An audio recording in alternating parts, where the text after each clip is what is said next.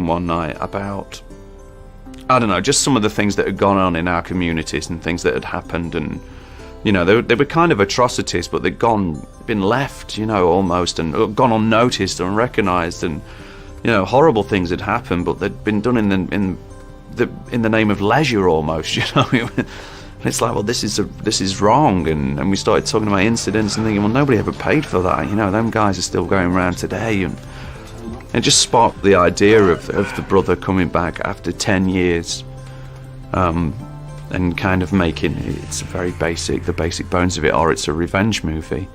But the difference is that we set it in the Midlands, in the peaks, and thought, well, what if this happened in our town? This thing, instead of in Ohio somewhere or something like First Blood, or what if this happened here?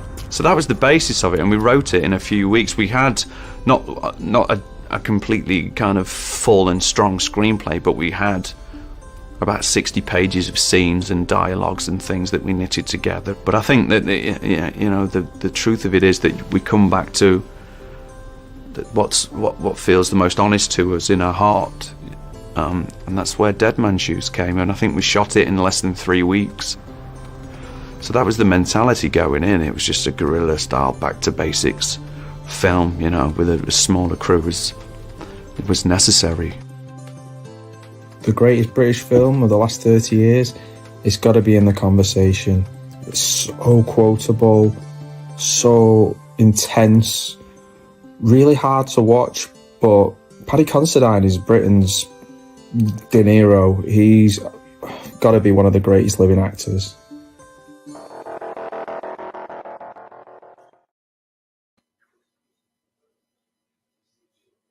And we're here. We are here to watch Dead Man's Shoes. I'm joined by Mike. How you doing, Mike? I'm good, man. It's good. It's all good. All good. Looking forward to this one. Yeah, me too. I've been looking forward to this for a while, since you first mentioned it. Yeah. What's your kind of relationship with this film?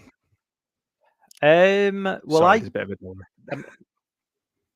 I go back probably. I think I didn't. Well, I don't know whether it ever aired in cinemas in the UK, but I remember renting it out.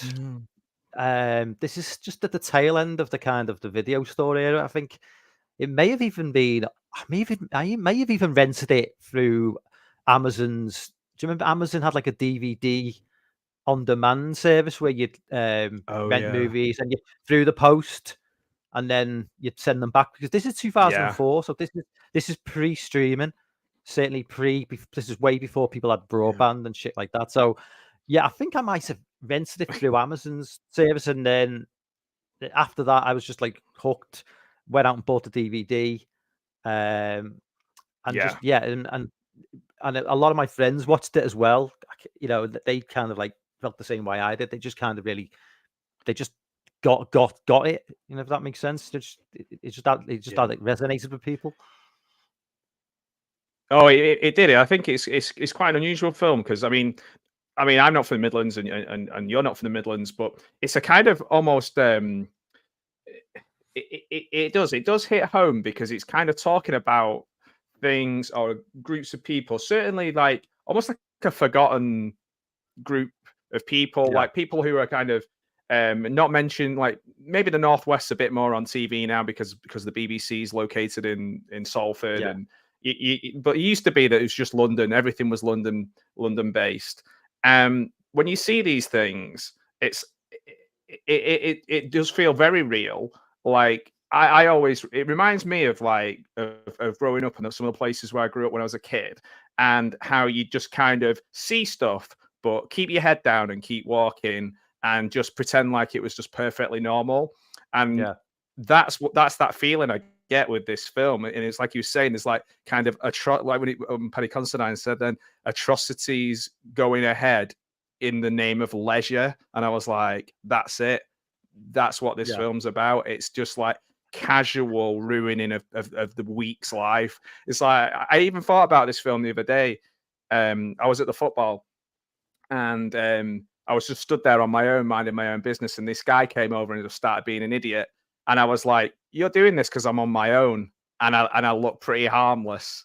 And I was like, it made me think about this film, about that kind of the danger of being kind of a harmless person in certain environments.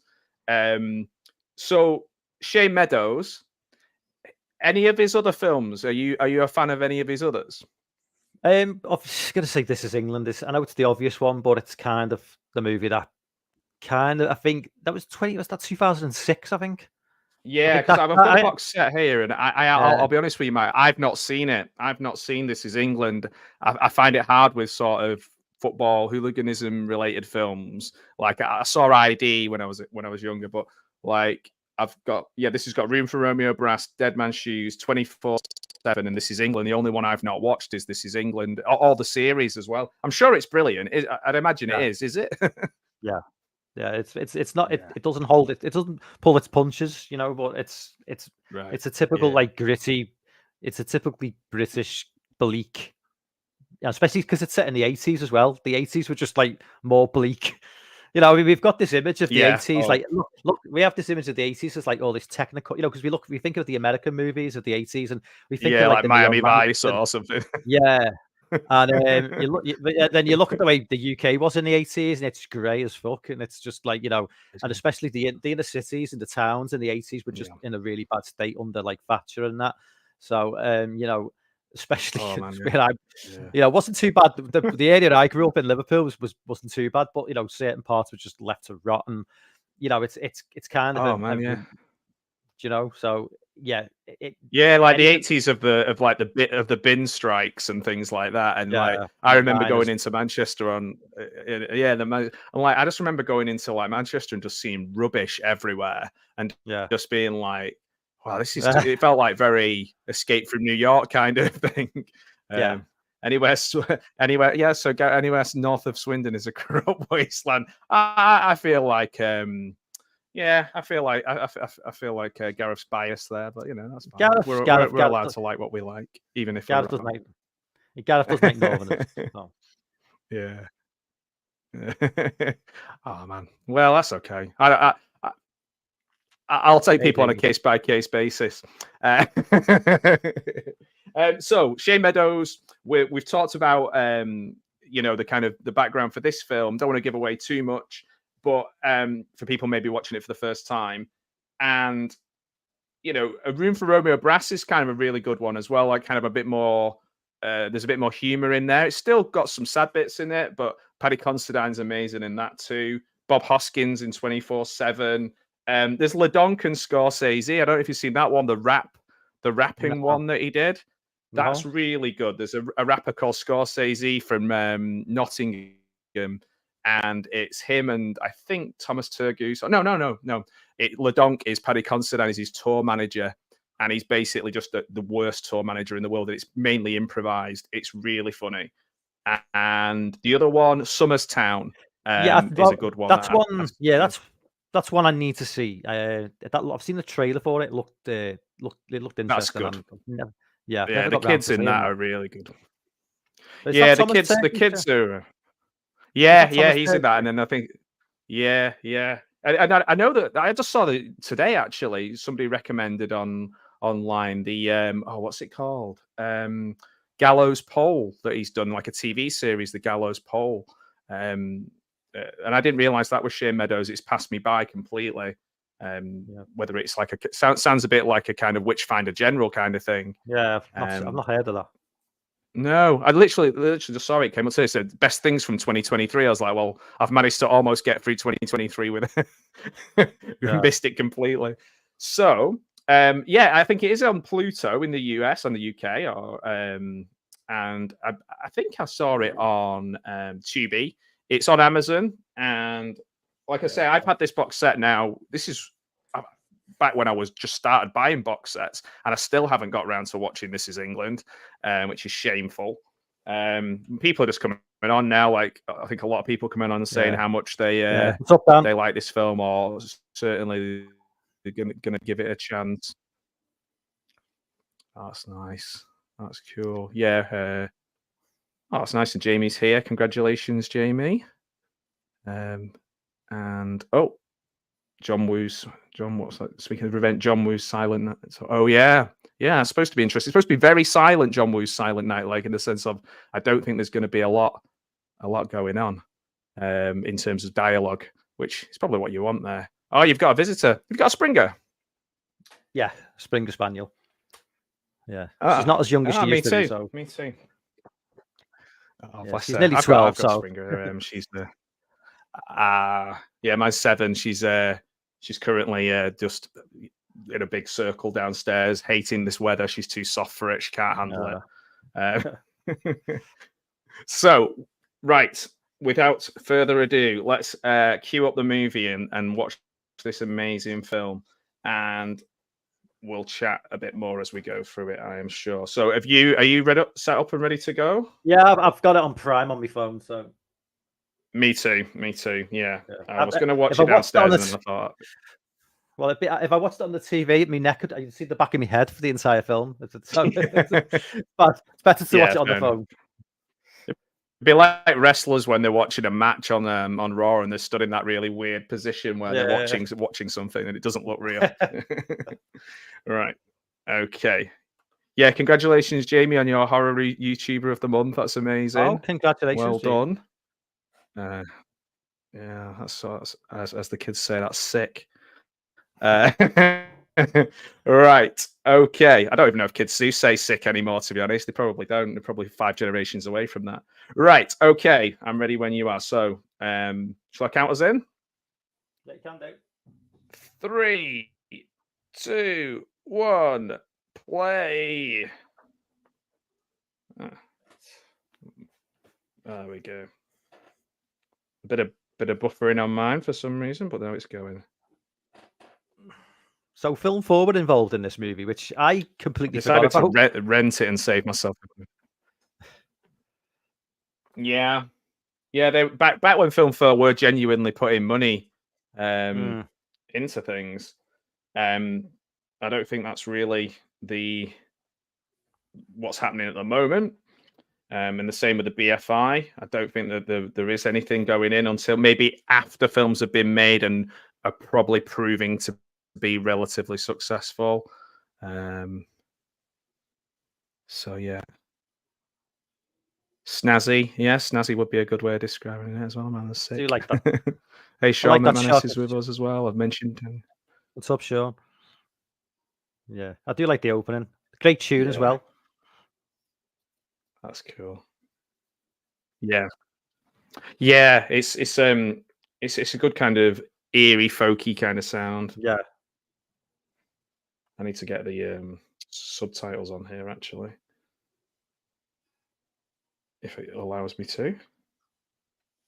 It's probably an advantage. Anybody, certainly any Americans watching it for the first time, subtitles would probably be a bonus because there's certain scenes where it'd be, if you're not a native, it's probably, especially some of the lingo they use as well. It's quite tricky, you know. Man.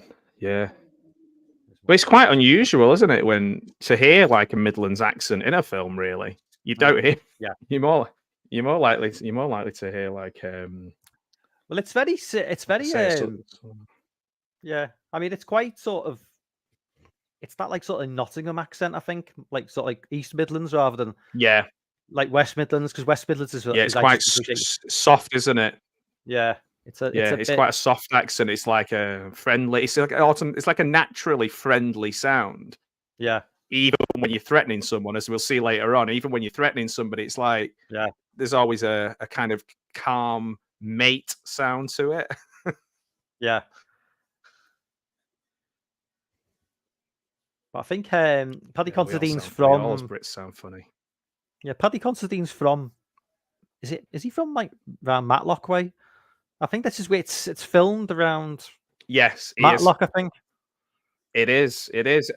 Yeah, and Jason Brown, who I interviewed, who's making Ghost Track, and he's doing what's it called? Creek Encounters, his newest film. He was in the college. He was in the college scheme with Shane Meadows the year below, and they were editing this on the same machine he was using. So when he'd go on to edit his films and his student films, they'd leave like Dead Man's shoes on the machine. But he was saying like they were one of the last year groups to actually get money, like kind of get money and support and like funding. It just doesn't really happen like that anymore. Just going to change my I'm buffering slightly. Got a bit of a buffering issue because where the computer is, sometimes the internet just drops for no reason because the router's downstairs. So we don't always get the best, but I'll try and...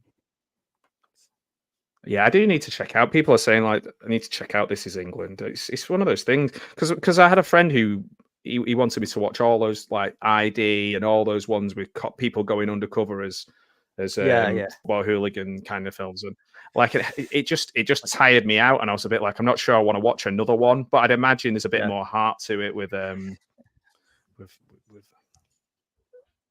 mean, This Is England is more of a This Is England is far more of it's about race, and about prejudice and growing up. It's about the 80 and the sort of like the whole skinhead movement as well. It's very like nuanced. Yeah, I didn't. It's one of those. It's like there was that big glut of kind of football, like maybe it was like based on a book by a famous football hooligan, and then they just crank out really crap, versions of just you're going to join the firm, and then he wants to leave the firm, and I was like, oh man, I think it was just oversaturated. So I put it on the back burner, and then sometimes when you put things on the back burner, you never end up going to see them. Funnily enough, though, social media does throw clips of the This Is England TV series at me quite a lot.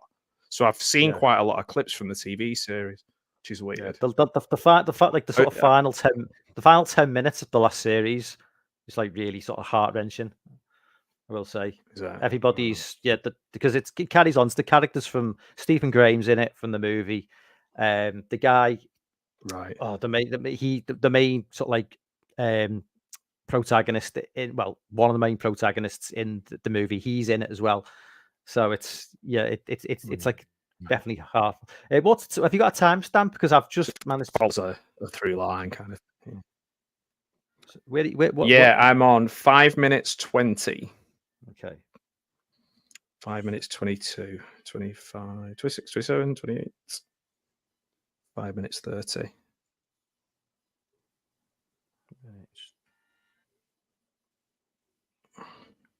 Do you know people are saying Paddy Considine an underrated actor? I actually think people who know him and obviously they think he's amazing. I think Toby Kebbell is a really underrated actor.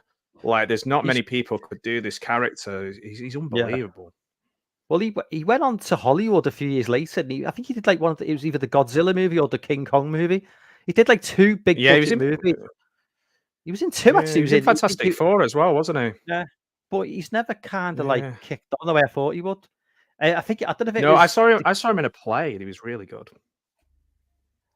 Yeah, it was weird. I saw him in a play 2 years running. I saw Andrew Garfield in Kes, and then the next year I can't remember what the film was. It might have been All My Sons, and Toby Kebbell was in it. And I was like, these guys are good. Like these guys are going to go on and have and they both did.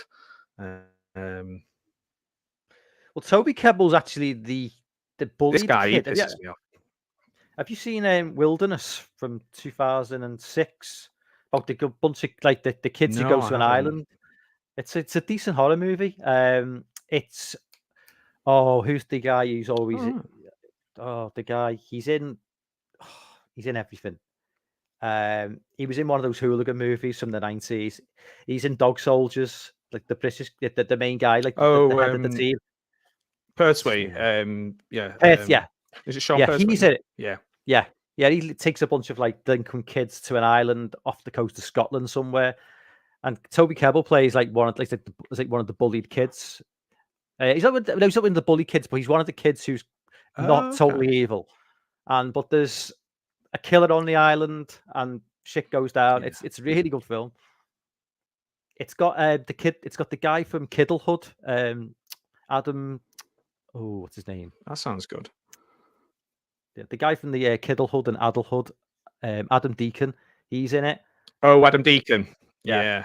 Yeah. I was forgetting the It's best scene. it sounds a little bit like Battle Royale or Battle Royale. Yeah, but with a smaller kind of- cast of characters.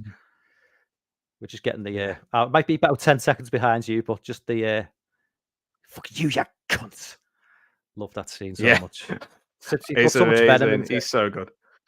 Yeah, he's just got that danger about him that just shits them up instantly. This guy is, I guess he's the comic relief, really, isn't he? The guy with the hat, but he's still like, you don't feel any sympathy for these people. Not from that guy hanging out of the window calling him in at the beginning, all the way through to all the different minions. There's nobody you feel. The only, I suppose, the girlfriend you feel sorry for, but other than that, all of those guys, you're like, fuck those guys.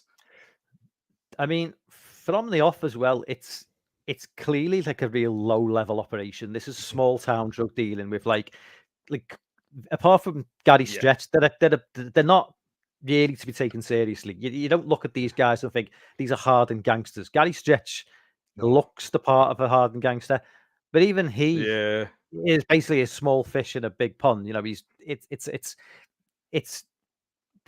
are like very, very low level drug dealers, but it fits in perfectly with the setting because this isn't meant to be. Yeah, they're just kind of filling the time. Yeah, this is not like like drug, cocaine barons in like South America or this isn't like Goodfellas or no. This is yeah. But it makes it more relatable because you see this on a day-to-day level more, like in our circles. So we've all seen the drug dealers on the streets. This is a good scene when he shakes his hand as well. It's just this is it, and I think these people are certainly like you say that. Yeah, it's amazing, like how he does so much with so little. I mean, it's just, again, it's a sketch. And like they're saying, it's not like this was really tightly scripted, but they knew exactly. He knows that character inside out. He knows exactly what he's trying to put across here. Yeah, he's not in a rush, which makes him because he's not in a rush. That makes him even more dangerous. Yeah, everything he's doing, he's thinking about.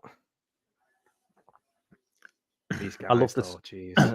Yeah, this is almost seems like it's ad-libbed, the discussions they're having. It's just like, oh yeah, just total, just chatting absolute shite. You couldn't script it. And like, there's I think there's on one of the Blu-rays or the DVDs or something I watched this on. There is an animated version from this part through to the part where he comes in with the mask on, and someone's animated it and made it into like a cartoon, and it looks really, really good. And they're all, when they're bickering with each other, it looks just so good. Yeah, a bit like what they did with the when they did the Watchmen comic and then the Watchmen film, and then they made the film into like a graphic novel film, if that makes sense. Yeah, it's similar to what they did there. Yeah. Then a lot of these guys are in nearly all of Shane Meadows' stuff, aren't they? Like they keep popping up. Well, the guy with the beady hat on, with the hands, he was in Coronation Street years ago in the 80s. It was like a really young guy. Was he? Yeah. He was like I think I may have watched it until about 90s. Yeah, he was like so I might have seen him.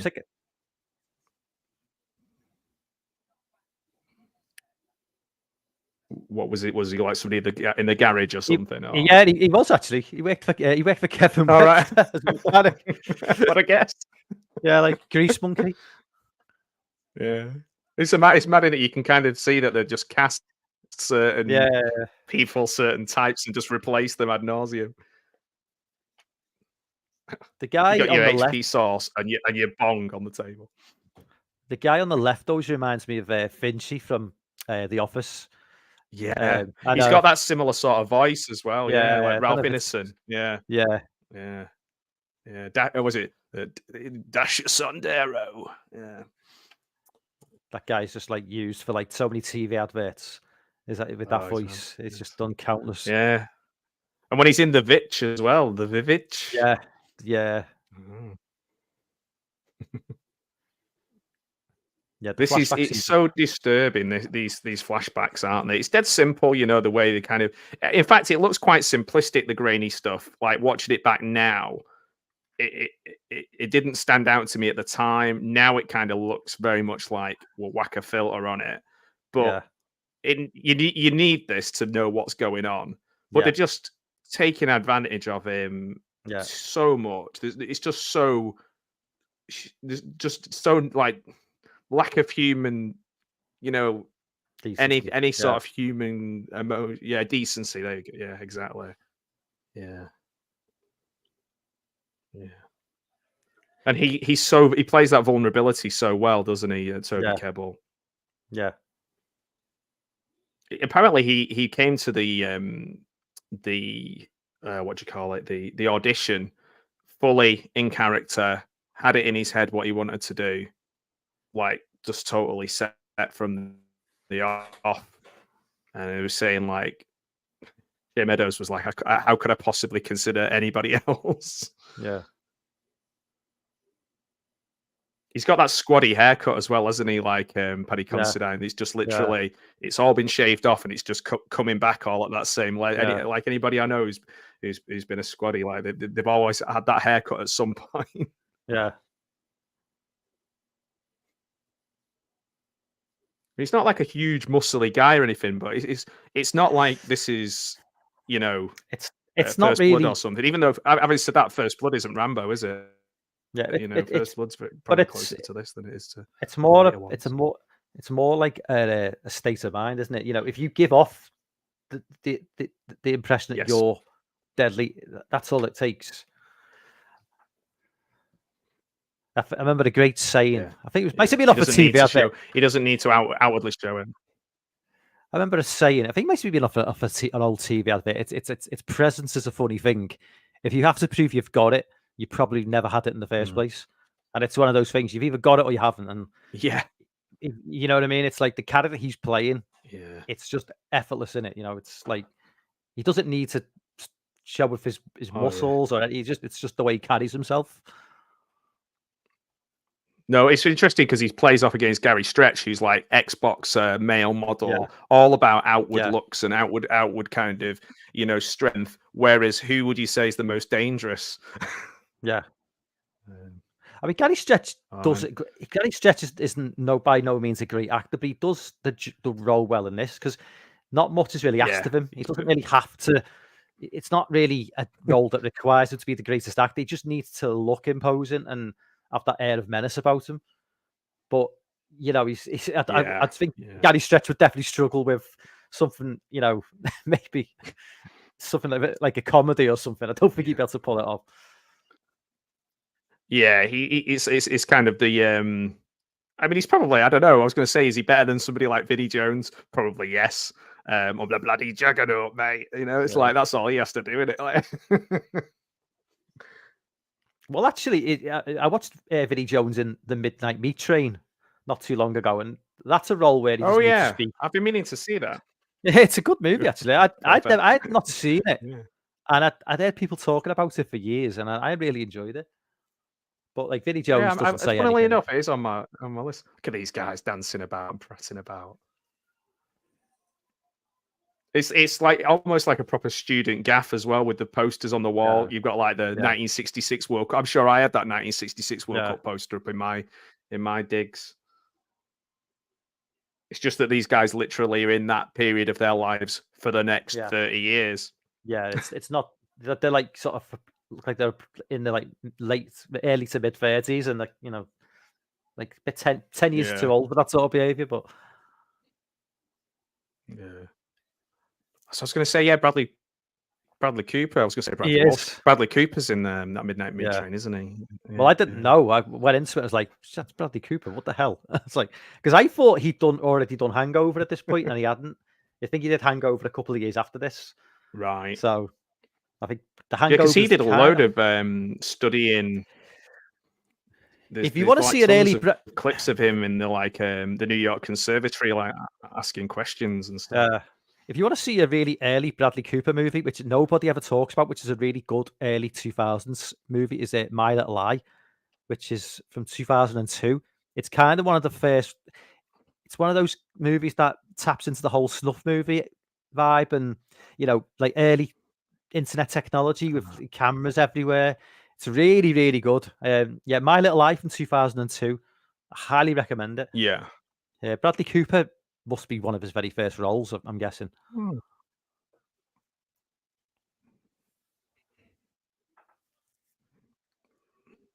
Yeah, because I think the first I sort of saw bits of him was like him asking other famous actors questions on the inside the actor's studio.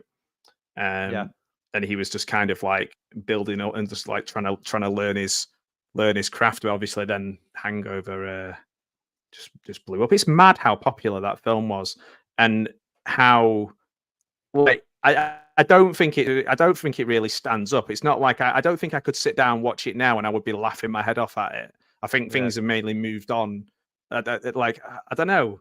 It's just a strange one. I think something like say Anchorman. I reckon I could watch that and that would still be funny. But I don't think a Hangover would be. But then again, I haven't watched it since it first came out. So yeah, I don't think it needed 2 sequels either. I think a movie like that could just stand on its own. It doesn't really. It's like American Pie. I love the first American Pie. I still like 2 to a point, but like 3, no. And then all those spin-offs just totally needless. Yeah. I like the first one when that came out. I remember watching that and like because when you're of the same age, here we're up to the iconic Citroen scene.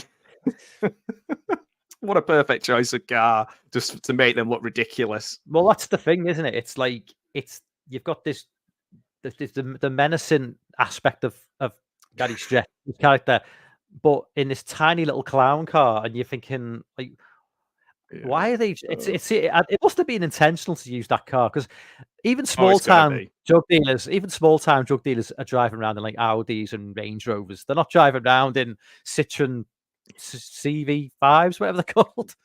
Yeah, I think it's Citroen. Yeah, I was going to say I'm not a big car person, but I think it is a C5, isn't it? And they must have been hard to get hold of one of these because I think they just rusted to.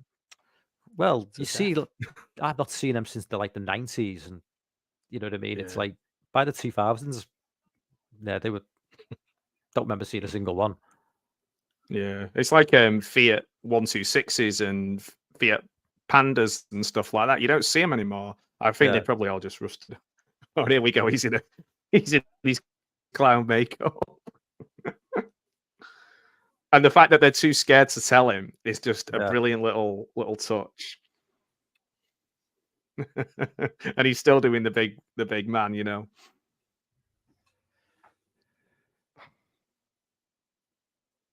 He actually plays this bit quite well, I think. Because he could do it really OTT, but I have a feeling that Shane Meadows is very good at coaching people through their scenes and getting a natural performance out of them, whether it's little kids or boxers or whoever it is. Yeah.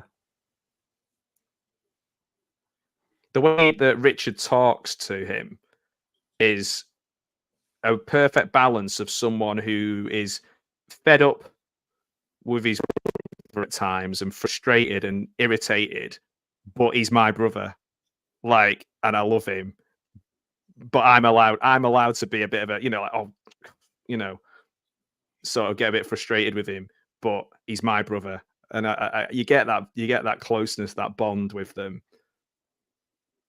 It's really well played, and the way he talks to him is like somebody who's spent his whole life explaining things to him.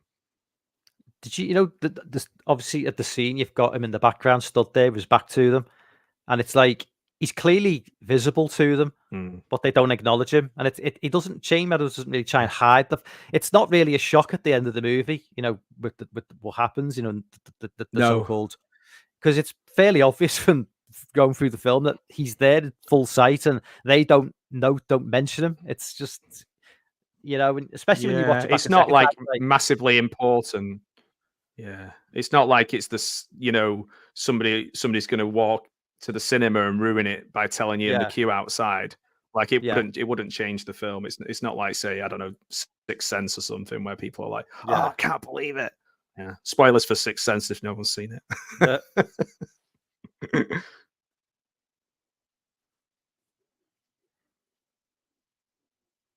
Yeah.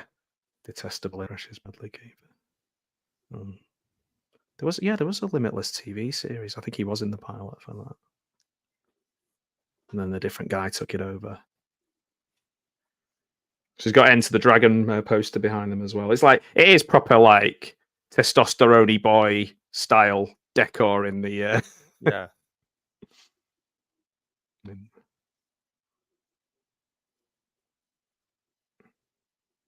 He does so much with so little, doesn't he? I mean, so many people making like cheap independent films, but you know the talent and the thought and the creativity of Shane Meadows makes him stand out from a lot of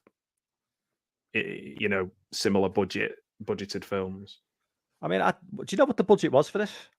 Because I don't actually. I think it's absolutely tiny. probably I know it was made through funding from, like I say, through the college, Film and then there was a 4, scheme that it was through Nottingham. There was a scheme through this college in Nottingham, and then like Film 4 might. But then again, it might be like people have said to me, where once it's had a decent run at a film festival and you've paid to get that in, then they put their name on it for the advertising, the posters and things like that. And I believe the original poster was done by Johnny Vegas, which is pretty a bit of a strange one. But this is one of the hardest scenes, I think, to like one of the more upsetting. Just a big fucking bully.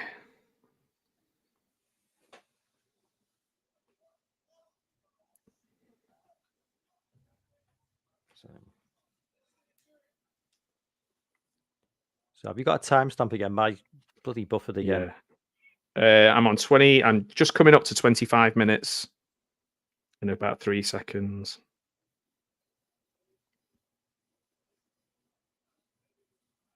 Okay.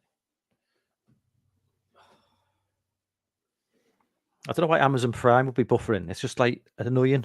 I know it's like it's all about to do with like internet, but it's like I never have to put YouTube works fine in this room, but Amazon. I don't know if it's to do with like the it's asking more of the internet. You know what I mean? But I don't know. It didn't start up straight away for me. It was just buffering at the beginning, and then I had to switch it off and restart it. So yeah, I don't know. I very rarely rent things from Amazon Prime, so I just thought, oh, it'll work, and it didn't. Yeah, I kind of it is. Jump between Amazon Prime. I mean, I don't know how many streaming services you pay for, but I tend to have one on the go at any one time, and then just jump between them. And occasionally, if something's, I mean, sometimes you just have to go down the good old pirate route because there's just like, it's ridiculous, isn't it? I mean, like, it's crazy. Yeah. With Spotify, like if you like me for music, you have like Spotify or one of the others, and they've got everything. And obviously it's going to be different with movies, but who can honestly afford to have Netflix, Amazon Prime, Shudder, like YouTube Music, or YouTube? You can pay for movies on YouTube and Disney Plus as well. I mean, it's crazy. I mean, I used to get quite a lot through BT, and then when we moved out into the country, they left me without the internet for like a couple of months, and they were just like fucking useless and charging me hundreds and hundreds for the thing. So in the end, I've just gone the sort of Fire Stick route now. If anyone's watching from BT, but yeah, it's I just have the most basic package on I have the most basic package on Netflix, and I think I get Disney through my phone, and that's it. I use Tubi. I probably use Tubi and YouTube more than anything else.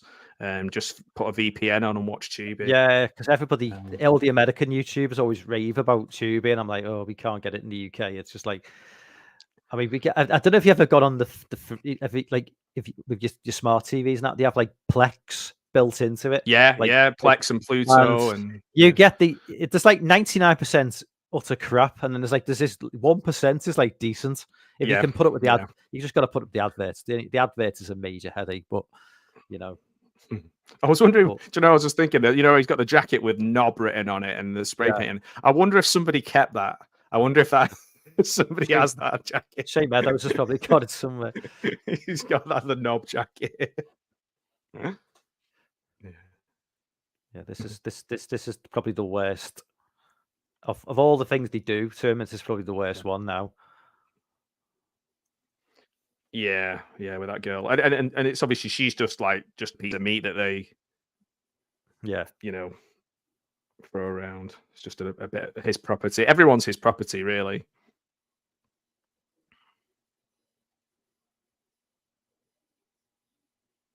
That guy, I really dislike that guy as well. The sort of the older guy. Yeah, it's just something fucking sleazy and horrible about him. Yeah, it's a bit noncy, isn't he? Yes, exactly. Yeah, perfectly put. Yeah. And bless him, like Toby Kebbell's just like he's essentially a child, isn't he? Like Yeah.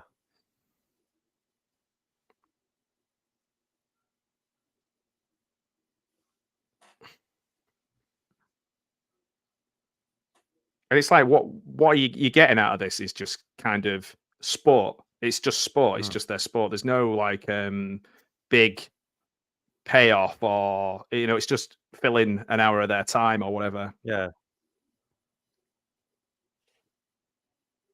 Again, I think I had that Muhammad Ali poster up as well. I think it must have just been a thing around that time. Maybe, do you remember you used to go? Was it HMV or? Yeah. Not Athena, but these places, they always have the same posters, didn't they? Yeah. HMV, they had those huge like posters, which like on the rack, like where you turn it over, and they'd be like, they'd have like Nevermind, the Nirvana album, and and they always have the Muhammad Ali one where he's leaning, with the I don't know which fight it was, but there's a famous Muhammad Ali shot where he's just leaning into like, and he's knocked the guy down. It was always the same stuff. Yeah, that's the one that was just on then. Yeah, I think that's the same one. Yeah, same one. And like I say, the 1966 World Cup post. Yeah, there's just certain ones. I used to go in and try, because I was writing loads, and everything I did was all dialogue based, like just write. Just two people in a room talking.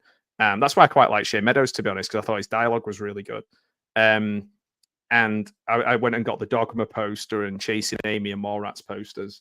But they were really hard to find because, like you say, you just skip through. You'd have to go into Manchester and go to like Affleck's Palace if you wanted like a poster that was different. Yeah. I just love this car. It's just so good. Would you say that this bit coming up now is the best scene in the movie or the most memorable scene in the movie? Yeah, I'd say definitely. It's a toss up between this scene or obviously the scene where the gas mask, when he comes back. That's they're both. Yeah, but like the way he builds himself up to the showdown, Paddy Considine, he's like a boxer. He's kind of like bouncing on the spot. He's kind of doing all that with his head. It's very much like when boxers have to stare down and like in each other's faces. Yeah, it's very much like a boxing match stare down before, like in the warm up, in the pre-fight. Yeah. Well, I like it. I just love the physicality of just putting his hand out. You're fucking there, mate. That is one of the best things. Like I say, I've got a little pin badge I got my friend for Christmas, and it's that he's literally pointing it in the inside of his hand. It's the fact that he's not even like the threat of violence. He's actually telling him what he's going to do. He's not saying leave me alone and just go away. He's actually saying coming after you, and I'm going to take you all out. And he says, "You come and get me before I get to you." It's like he's basically he's telling them what he's going to do. He tells them where he's staying. Yeah, which just that aura. I'm going to do it, and you can't do anything about it, mate. Yeah. Until you're proved wrong, that's 100% true. Like he is invincible until proven otherwise. Yeah, that's what man. It's a bit like a boxer or a UFC fight. It's a bit like Yeah, that order of invincibility that most boxers, very few manage to maintain, with the yeah, exception like people like Floyd Mayweather. Most eventually do lose, but up until that point, yeah, they can give off that order of invincibility. But yeah. eventually, Calling usually your it does. shot and Yeah, yeah. eventually you Like do like usually like get. McGregor was one. He used to see, when Yeah, he'd call his shot. He'd say, "I'm going to do it in this round," and people yeah, believed him, and people buy into it. They get on the hype train, and then yeah, they're like, "Oh man, it's impossible to beat this guy." And then until something happens, is that Anderson Silva or whoever, um, you know, there's that kind of you get caught, and then that yeah, crumbles. That as much as long as it's took you to build it up, it's gone. Whereas in this yeah, case, like Richard is just they're just like, fucking hell, what is wrong with this guy? Like, he's got zero fear. yeah. They're used to bullying everyone around them because they're just in a little place. They're, they are the big fish in the small pond, aren't they? I mean, I think it's what it is as well, because the character he's played, he's obviously suffering from PTSD. He's been to war. He's seen things. Yeah. He's seen the Yeah. world, and he's being put in situations which nothing can compare to that. What he's going to go through now. So Yeah. it's That's kind a of this really is good this. point. Yeah. Yeah, this coming back to his hometown, and a few small time drug dealers don't really compete with, like, Yeah. fighting in Afghanistan or wherever he's been. It's like, Yeah. Yeah. No, that's a really good point. You do, and definitely there is that element, like, of people um returning somewhere who have had whatever life experiences that they've had.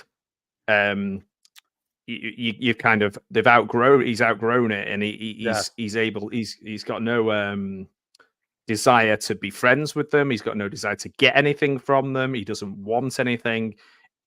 Well, the only thing he wants is revenge. do you remember a movie from the 2000s with Sean Bean, like with a similar plot, where he's an ex-soldier? It's not Oh, on the level of this, and it's a lot no. more. There's no relationship with the bad guys. I'd say it's he comes back to his town. There's a bunch of like Oh, right. ASBO delinquents who are causing chaos Okay. in the air. I cannot for the life of me remember. I'd have to go on IMDb, type in Sean Bean, and just Yeah. scroll through. It's from, I'd say, around about 2006, 2007, You around could that see him time. pulling that off, though. You could see him Yeah, doing that because well, yeah, Sean he's got Bean. that. This is probably like a 45-year-old Sean Bean along He's those got that lines. So physicality and yeah, sort of world, like he's like a real down to earth, you know, rough yeah. and ready kind of I'll see. personality. And I think, I'll try yeah, and find have a what it look. is I'll now. check that one out actually. The last thing Yeah, I saw him in that I thought was really good, he was in that with Stephen Graham. He was in Time. time. Yeah, When time's brilliant. yeah. And Yeah, I don't watch a lot of TV. I genuinely can't remember the last thing I watched on BBC. That might have been the last thing I watched on the BBC. And he was so good in it because yeah, he played so against type. yeah. He was quite vulnerable and Well, weak, and ha- it was have you great. seen talking about Stephen Graham? Because Stephen Graham is just fucking brilliant. Mhm. Have you seen Boiling Point on Netflix? The s- No, the that's set- the chef one. yeah, it's really, really good. And there's a TV show of it as now. I don't think Stephen Graham's in the TV show, but I think they've got the cast Right. back who are in the film. Ah. The film is so good. It's just one shot. I don't know if they cheat, but it looks. I can't see any cuts anywhere, but it's just one shot. The whole movie, a bit like Oh, right. 1917. Okay. Yeah, Yeah. it's just Jeez. it's really, really good. And He is good, well, it's Stephen Graham. He's in quite a lot of good stuff, isn't he? Like, yeah. I saw the first half of that one where he was in about the care homes. I think it was called Care. Yeah, I didn't see that, He but was really good. Yeah, that was yeah, quite he's good in heartgoing. That with there's one called The Virtues where he plays an alcoholic, which is yes. really, really good as well. Oh, I saw the part where he's in the pub. Yeah, that's it. And Yeah, that's powerful stuff. yeah. Yeah, It's just man. once he takes that first sip, then it's Yeah, that's probably, I would say, the most realistic. Like that. Yeah, that takes me to some really real places, and you see people drinking and getting drunk in films all the time, and you see yeah, people like cops who are alcoholics in films, or it's like a standard trope. But when I saw that clip, I was like, it made me shudder because it felt like people I know. Like it yeah. felt really. Yeah, that's pretty incredible. It's like funny, isn't it? How like Matlock is a character in this film as well, in Derbyshire, and it's a place you don't see in films. I can't think of one other film where, or maybe there might be some of the kind of witchy kind of films. You know, like I'm not sure if you know, you kind of witch trials kind of films were filmed around here, but Yeah. A movie that is, I don't think it's a Shane Meadows movie, but it's set around the area of Dead Man's Shoes. It's a movie called Tyrannosaur with Peter Mullen, with Olivia Colman oh from yeah, 2011. yes, That's set yeah, in that neck of the woods. That's a yeah. really good movie as well. Oh, so that Is that Paddy movie, Considine directing it? yes, it is. Yeah, Paddy Considine. Yeah, you kid. Yeah, Yeah, yeah, yeah, that would make sense. Yeah, yeah. It's Olivia Colman I have before she seen kind that. of really. Yeah, it's a really good movie. Peter Mullen's great. I mean, Peter Mullen's great in anything, Yeah, but it's that mad. movie. I feel like I've not watched a lot of British films. Like maybe this is around the time I kind of tapped out a little bit with British film, and I've only kind of come back to it. Yeah, Like watching Host. Host got me into it again, and watching Saint yeah, Maud and a few like British horror films, but not. I find it quite hard. Like poverty porn stuff really kind of offends me. Like if it's kind of just to try and get awards by talking yeah. about how hard up somebody is, and I just feel it's quite cynical. Or the other one I don't really like is what do you call them? Like period pieces, you know, like Oh yeah. Keira Knightley kind of, Oh, that kind of stuff. I Just can't be doesn't do dealing. it I for can't me. be dealing with that. No, not at all. Mm. Two great British movies for the last 20 years. I would definitely recommend there. London to Brighton from about 2006. That's a very. It's a I bit don't know that bleak. one. And Bull with from a couple of years ago. It's Neil Maskell. He was in. I don't know if you remember the TV show Oh called yeah, Utopia. yeah. Yeah, I do, and he's he in. was in. He's in. He's been in. Oh, what's the He's in guy who Football made the Meg Factory. 2? Ben Wheatley films. He's in all the Ben Wheatley Yeah, films, isn't he? Kill List is an amazing movie. Yeah. Um, Kill List. Yeah. Down Terrace and all that kind of stuff. Oh, that Sean B movie is called Outlaw. It also features Danny Dyer. Don't let that put you off. Outlaw. Yeah, 2007. That's the movie. Brilliant. Yeah, Danny Dyer. Danny Dyer's in it. Yeah. Football's hardest slags. Yeah, Yeah. but you know, don't let that put you off. It's not. It's Oh, it's not. but no. Ben, I think Ben's When he's holding that taking axe the and he piss. puts his arms out. Yeah. This bit with Richard doing the thing. It's like the sort of come to Jesus moment, that isn't it? It's Yeah. like, come it's on, almost like let's be having biblical, you. isn't it? Yeah. And I just want that, like you say, that Nancy guy. I just want him dead pretty fast.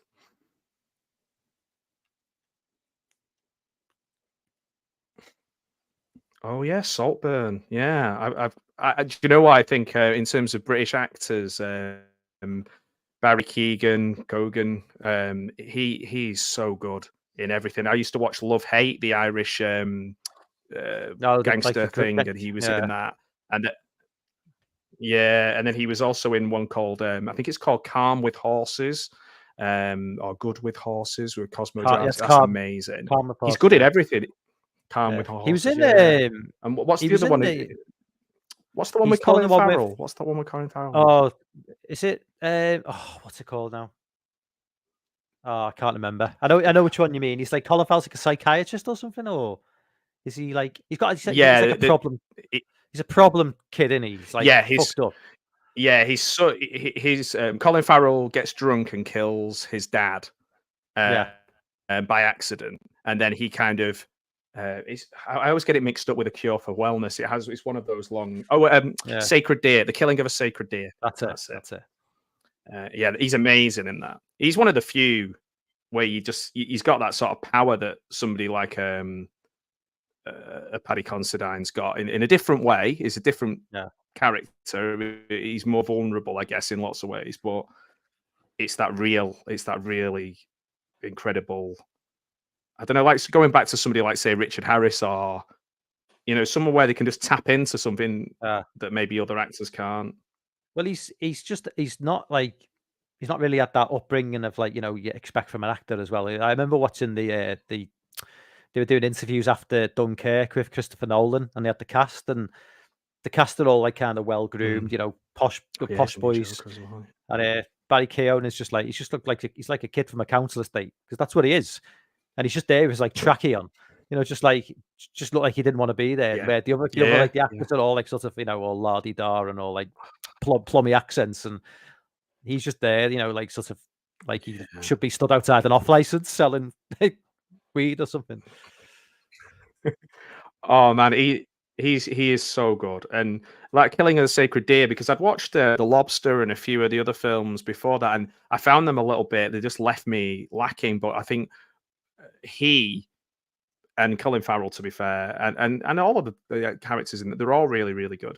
But particularly his character, that Killing of a Sacred Deer, I had to go out and buy it. I was like, I've watched it on streaming, and I was like, no, I need to go and buy this because it is that good.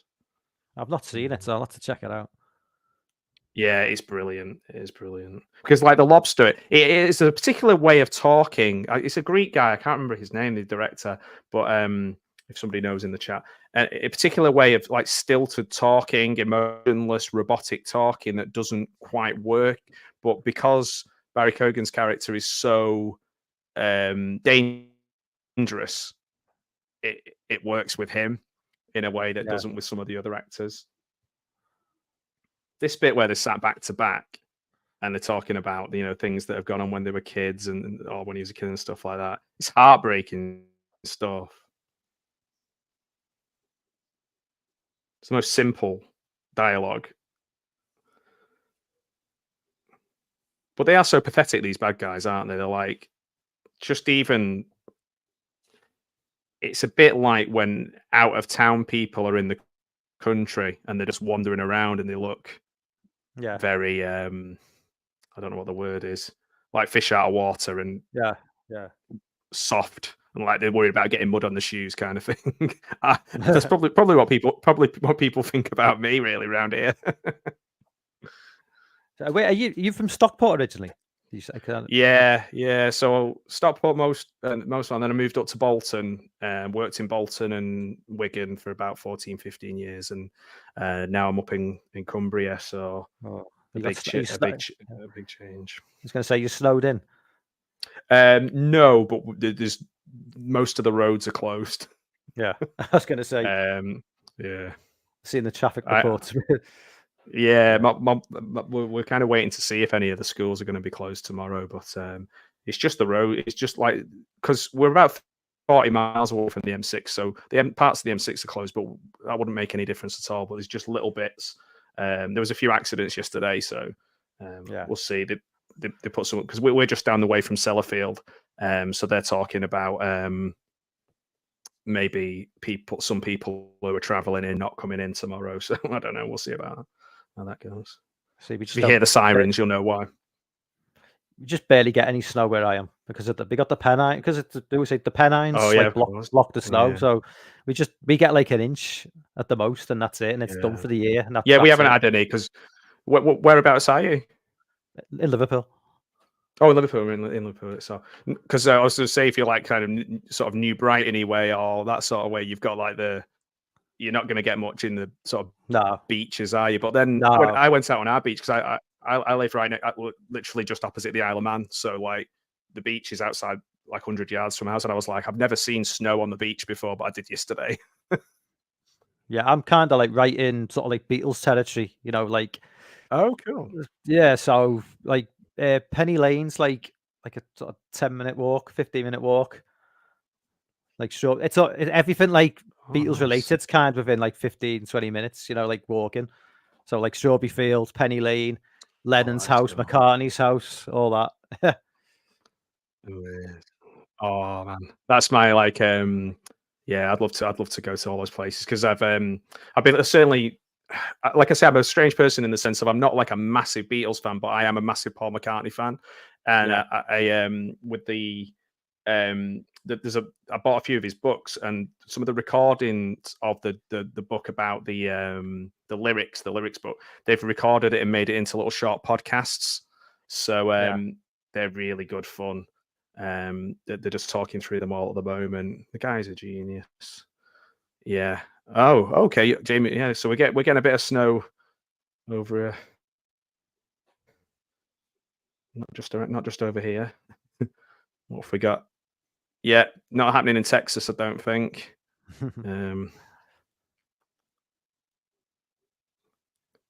So Jay, you're talking about Paul McCartney, or are you talking about that we both like snow?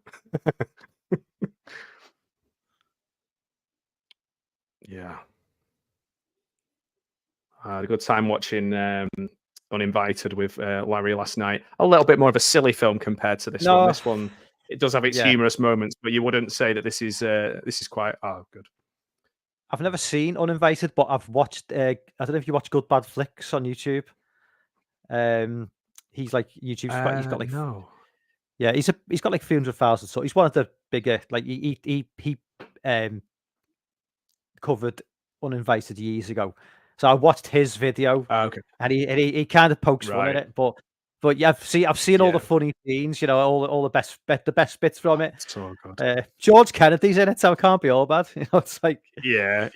Oh, he's barely in it. There's moments where he's just staring Yeah. at the camera, like, yeah. Because I was saying to Larry last night, there's a period of time where his daughter wanted to be an actress, and he was funding her career, and he decided he would just take any film that anyone offered him. Yeah. And you can kind of see when he just thought, fuck it.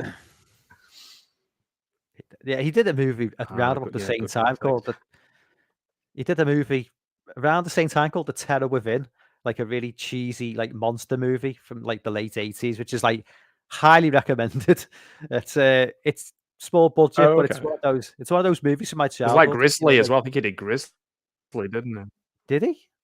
He did Just Before Dawn as well. Yeah. From the early 80s, which is like a he was in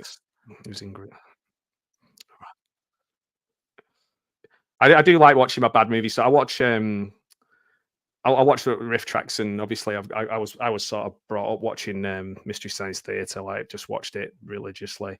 That was my kind of thing. And when we went to university, like the guys that I live with, we just used to go to the pound shops and get all the really terrible films and then just watch them all. And it became a bit. Most of those films are the ones that kind of pop up on these channels now, like where people are talking about the worst film ever made. But like, oh yeah, I saw that. It was £1. You used to get two on a reversible DVD. Yeah.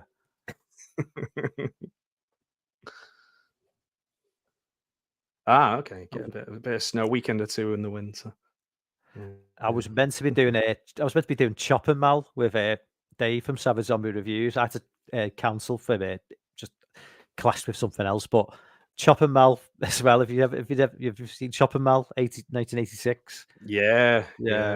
That's the definition of a good bad movie. Yeah. This Jamie's just mentioned about Pieces. That's just a great film. It's a good film. There's a podcast where they break Pieces down into pieces, and they do like an episode on 1 minute of the film Pieces, and it's going to be like about 120 episodes of it. But yeah. Oh man, now I am jealous. I'm jealous of Jamie, who saw Chopping Mall in theatre. I actually did that on the podcast last week. I must have seen Chopping Mall 10-15 times. It's just one of those comfort films for me, with like Dick Miller, robots, oh man, Barbara Crampton, just ticks all my boxes. Malls, I love anything with malls in it. Phantom of the Mall, what I say, all that kind of stuff. So good. I would have loved to have seen that in the theatre. Dawn of the Dead, that's a good mall one.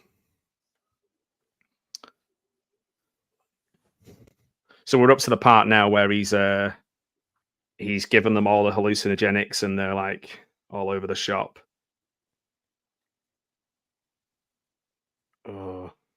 It's really well done with the filters and the way that what he does with this. Essentially, everything is in like one room, isn't it? Yeah.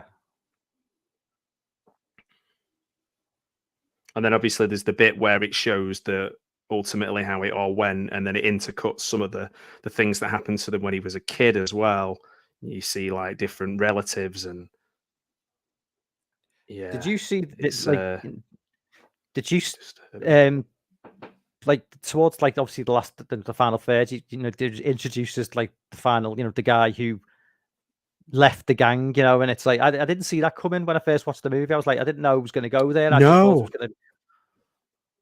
Yeah, and there's his wife. You kind of feel a bit for his wife and the kids, and he's obviously tried to change. I forget that part every time I watch it. I'd completely forgotten that. And it kind of, that part of the movie is really well done because it kind of shows like the redemption arc of that character, and it kind of shows Richard to be almost like a monster because he's kind of turned away, and Richard's not being able to do that from what he's gone through. He can't let it go. I'm sorry. Yeah, I can't let it go. Yeah, it's like, it basically it adds a little bit of depth to the whole film. It makes it more human. Yeah, because it's not just a straight out revenge thing where the bad guys are bad. They are all bad, and they all do deserve it. But then what Richard's doing is ultimately he's making himself executioner for these people, and no matter what, he's taking a guy away from his kids. He's, that's the reality of doing something like this. It's I don't know if you've read the book. You Can Do Something Amazing with Your Life. You Are Raoul Moat. By Andrew Hankinson. It's one of the best books I've ever read. It's written from the point of view of Raoul Moat, and you're following him through everything that he does, and it totally takes you down the line of having some sympathy for him, and then it gradually pulls the thread away, and it pulls it away, and it pulls it away, and then you just see the facts and the logs and the calls and the history and his recorded conversations, and everything that's in it actually is word for word things he wrote, said, or did, and it's just the way it's presented. That's a bit like this in the sense of that moment with the guy, like you say, the guy, and he's got the two kids and the wife, and you question, you go, oh, maybe Richard shouldn't kill him, and that makes it a much richer film, doesn't it? Yeah, because it would, as great a film as it is, if it just went through the plot of like one by one killing off everyone, and then it just ending with him like maybe killing himself, it leaves it a little bit like sort of two-dimensional. Whereas the introduction at the end gives it just that like sort of like it makes it a more well-rounded film, I think.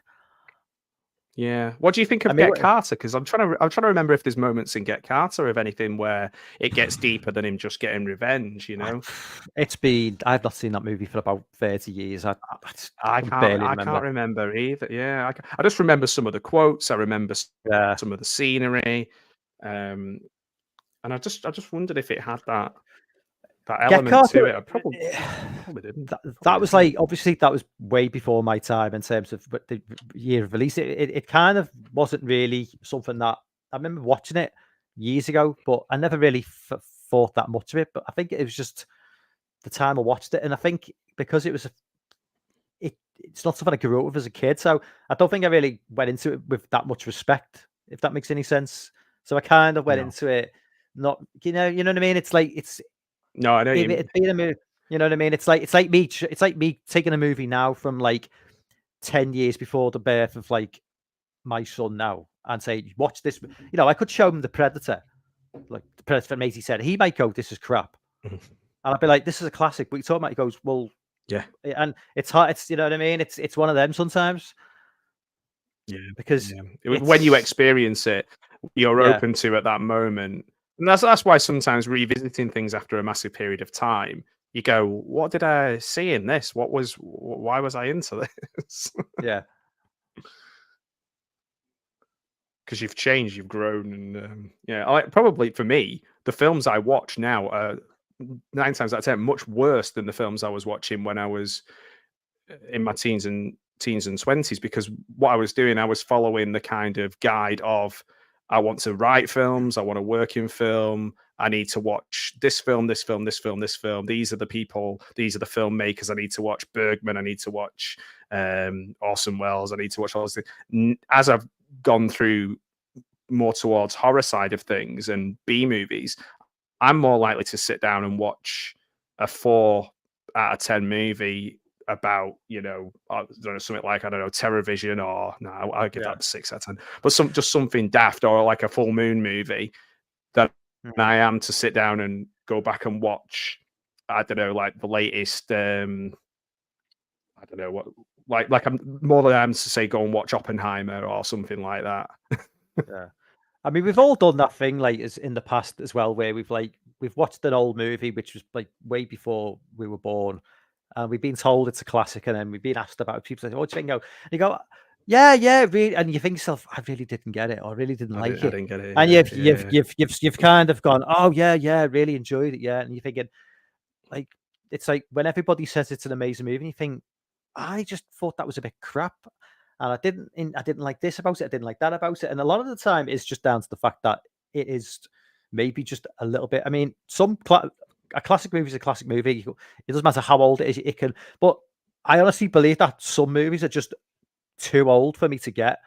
I mean, I just believe that. I just think that some movies are just so far out of what I know and could relate to.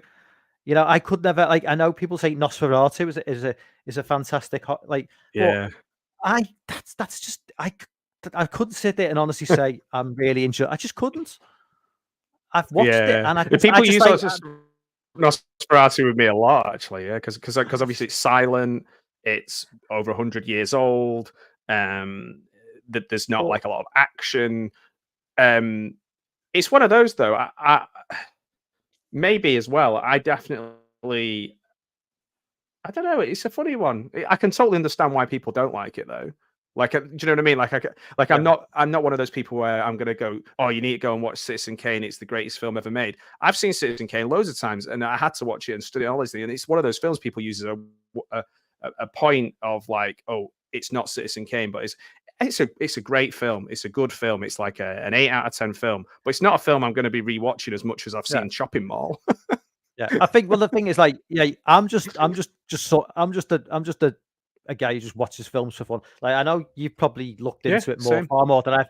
But I mean, if you're a proper film, if you're like a film, people who like study film and they're taking it, studying it for uni, and they know the intricacies of filmmaking, they may be able to take more from some of these older movies because they can see, things that are.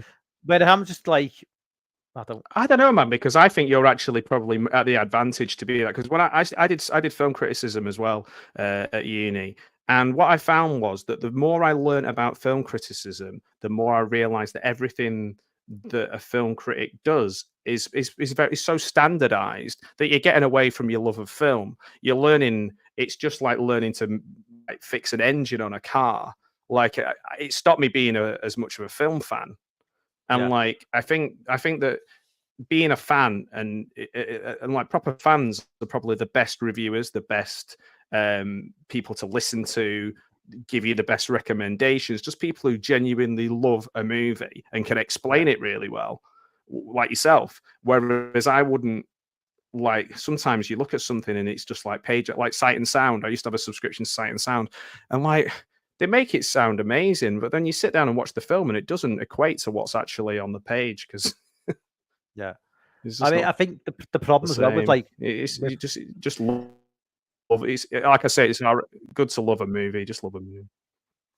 The problem with like a lot of like journalism now, it's like I honestly don't know whether I can. With now we've got like 1,000,001 YouTubers who probably like tuned into what we like.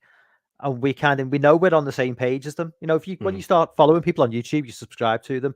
They're into similar stuff that if you go to one of their reviews and they really love it, you think, well, I've been watching this guy for a few years. He seems to get what I get.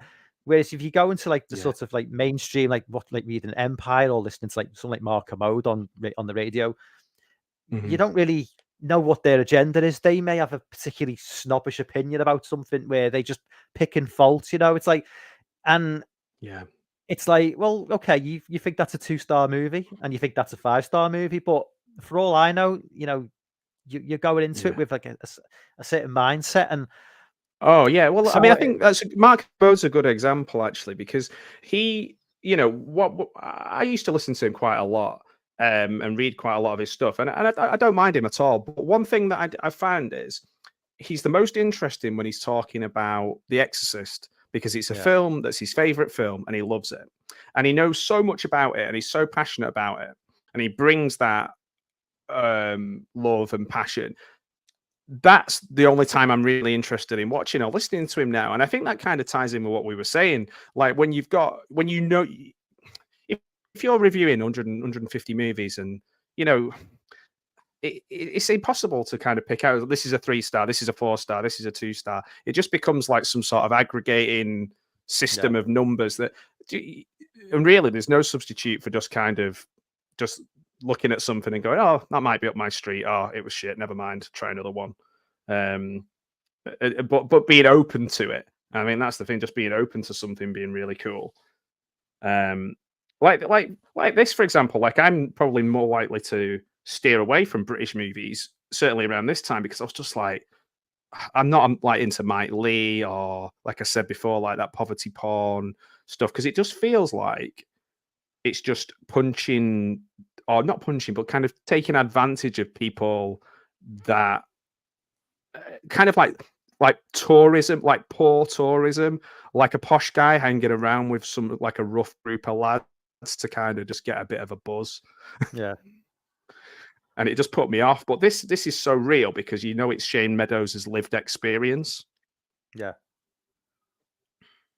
Because he had some pretty rough like experiences in growing up as well. Those are the people who need to be making movies. Was he friends with Paddy Considine before they became famous? famous? Yeah. I think it was the college. I think he was in the acting course, and he was on the directing course at that college. Yeah. I've seen her in something. The wife. I'm sure she's gone on and been in quite a few things. Have you watched Afterlife, Ricky Gervais? No. Right, she's in that. She plays the girlfriend of one of the characters in that. Because I watched Afterlife, and then I read back and watched Dead Man's Shoes again. I was like, oh, she's in Afterlife. When I watched Afterlife for the first time and I saw her, I forgot she was in Dead Man's Shoes. Then went back and watched Dead Man's Shoes, but yeah, she's probably been in a few other things as well. Yeah, Oh yeah. Do you know this moment where she sat on the steps as well? That's such a realistic thing. When you're waiting to give someone bad news or you're worried about something, you just sit on the stairs waiting. We've all been there in like a horrible time in our lives. You don't see it in movies though, because they're usually like in the parlor or the dining room or something, waiting to confront someone. But in real life, you're waiting for that person to come through the door. As soon as they come through the door, what's been going on? Yeah. Especially in like a 2 up, 2 down, or a 3 up, 2 down, sort of like normal suburban home in a small town. And it's not like if this was an American scenario, like if a ginormous like 7-bedroom house, and the stairs in a house like that would be like 50 feet away from the front door. So it's Yeah. So everything's right on top. And I think a lot of the time with stuff that goes on in these sort of places, it's because everyone lives on top of each other. Like everyone's enclosed, and it gets you. I've been in that position, like surrounded by people that like I hated and just absolutely hated, or really worried about or anxious about. You just feel crammed in and trapped. Because of the infrastructure and the way that things are built, just to cram as many people into little spaces as possible.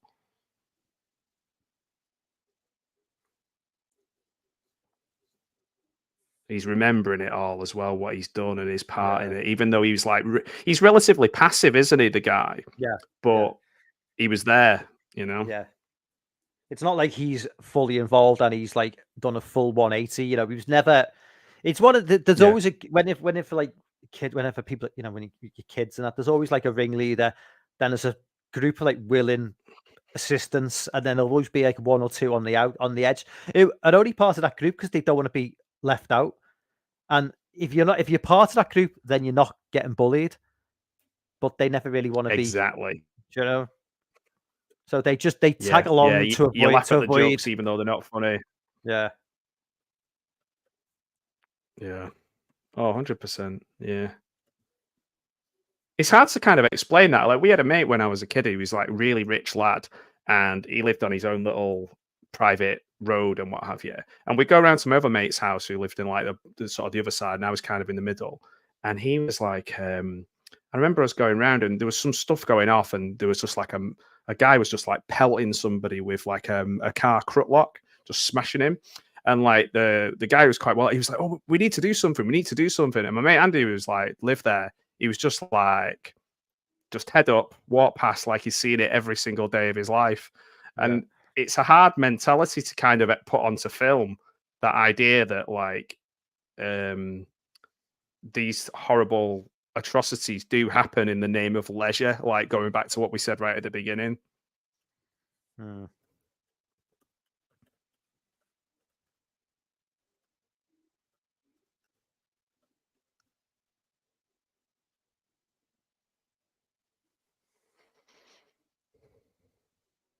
Hey Russell, how you doing, man? Oh man, it's even worse that oh, Larry's back. Hey Larry. It's even worse that they put a goddamn noose around his neck. I mean, that's probably the most on the nose part of the film, really. It's it's a really strange. It is, again. It's like quite biblical, isn't it? It's like they're taking him to like an old Yeah. ruin church. It's weird because it goes beyond the joke at this point. But there seems to be if you look at the movie as well, there's like almost like an absence of any sort of like authority figures. You never see. There's never any sense that the police are ever going to turn up. It's just it's like there's never any sense of anybody. It's it's literally self-contained. You don't see. There's never any sense that anybody in the vicinity, like the neighborhood, is ever going to speak out against it.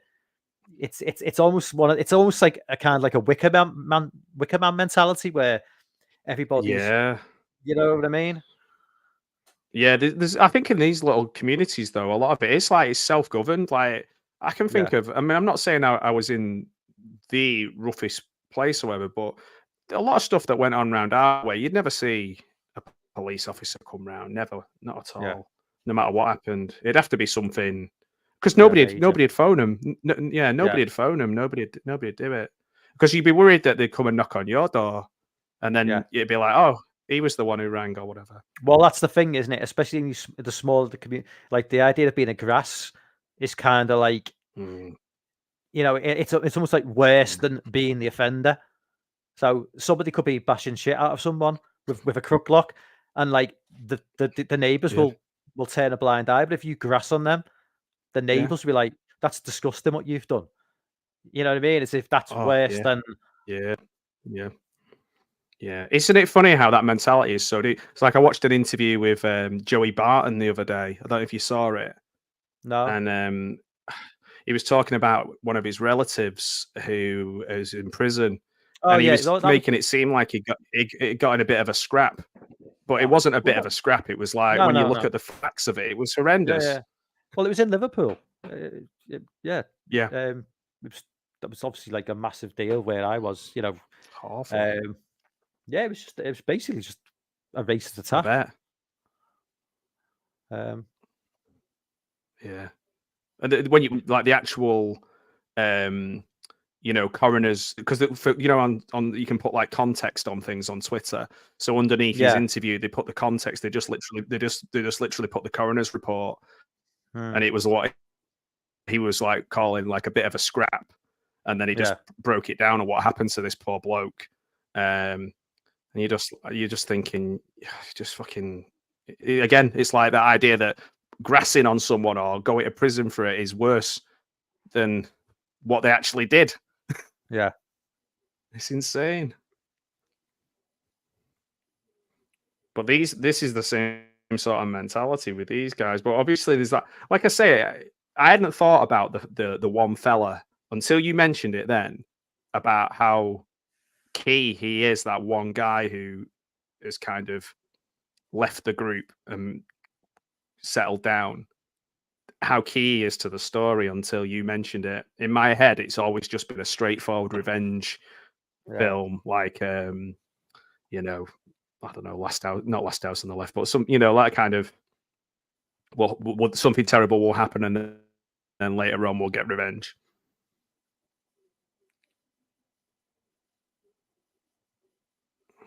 I don't know if you've ever seen the revenge film Night Train Murders.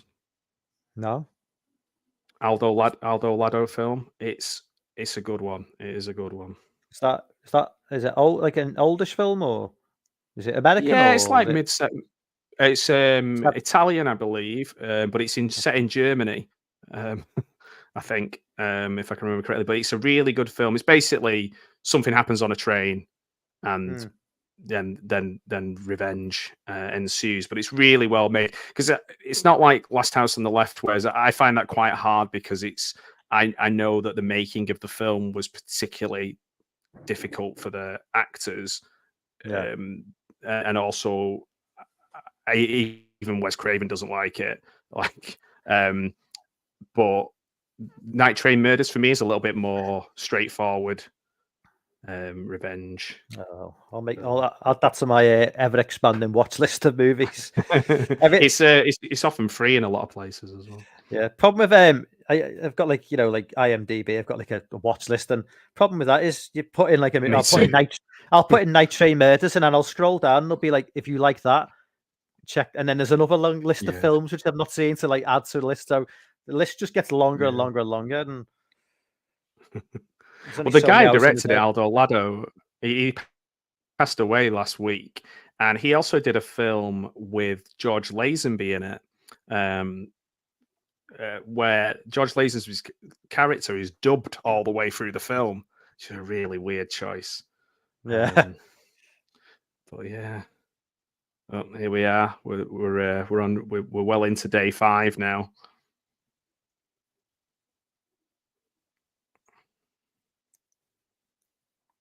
It's mad, isn't it? The costumes are so simple and everything, but like that sort of green jacket has become almost like you say, your t-shirts and badges and posters and stuff, and the gas mask as well. Like your t-shirt is that's really cool. I need to get one of them, man.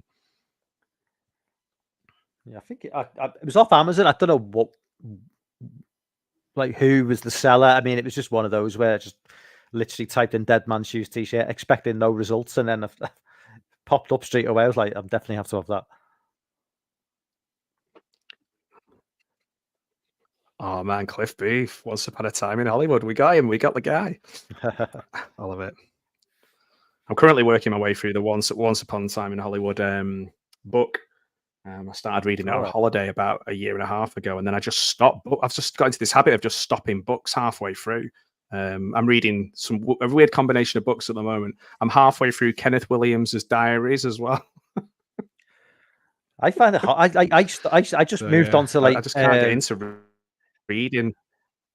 I moved away from like physical books after because I just ran out of space, and so I just started buying ebooks. And problem with buying an ebook is like, if you read it on your I just use like a tablet, like an iPad, or like a Samsung Galaxy, but you get notifications popping up as well, so you kind of just get distracted. So you're reading a book, and then you get a notification for like a YouTube stream or something. So you end up I don't get anything.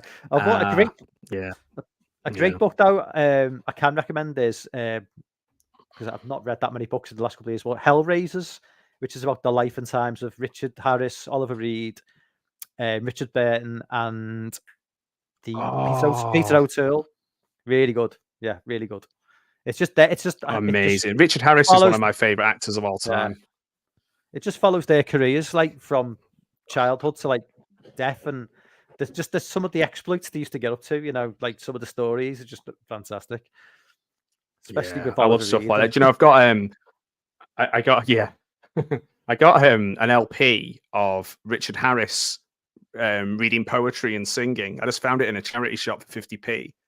It's like just the best. It's just so good. He was just full of life. I suppose it's similar to like we were saying about some of these actors that we're talking about, the ones that are right up there. Oh, Russell said the Dead Man's Shoes and Night Train Murders are both on YouTube. So that's cool. It's amazing. So many films I've watched for nothing on YouTube, just checking and seeing if they're on there. It's weird though, isn't it? Because like somebody could upload, like, for instance, Dead Man's Shoes to YouTube, and it could stay on there for like 5 years and never get pulled. But if you do a live stream, with, and maybe you put you put Dead Man's Shoes on the stream watching it, it'll get pulled. Yeah, you know, it's like, how does that work? Oh man, I got something the other day, and I can't remember. It was like 10 seconds of a trailer of something that it belonged to the guy who I was talking to, and it was like I got a copyright thing on it. I was just like, oh, yeah, I don't know. Hey, Spicy 4K Action, how you doing, man? Yeah, it's there's no rhyme or reason to it. There really isn't. Well, I remember like Terrifier 2 dropped on YouTube immediately after release, and in HD, and I was like, oh fuck it, I just thought it's on YouTube, I'm gonna watch it. It's like, I'm not a Terrifier fan, so I thought fuck it. And yeah, why not? It's one of those. It's like sometimes a wrestling event will come on straight away, and you've got a limited window to watch it, and then it'll go off. You know, and you're like, because I used to watch Monday Night Raw religiously remember back in the day of YouTube when it was like you couldn't upload anything longer than 10 minutes.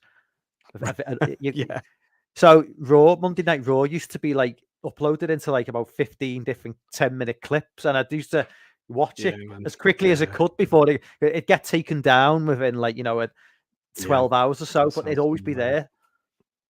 Yeah. Back when I used to watch wrestling. I still pay for the network, but I can't. I'll to be honest, I'll watch maybe the pay-per-views. I'll watch a bit of AEW because it's on ITV. But I do tend to skip through it all quite a lot. But I used to be really into my wrestling, like massively. But yeah, I still am to a certain degree. But it's just, again, it's like everything else. There's just too much. It's just too much. Yeah, oh, definitely.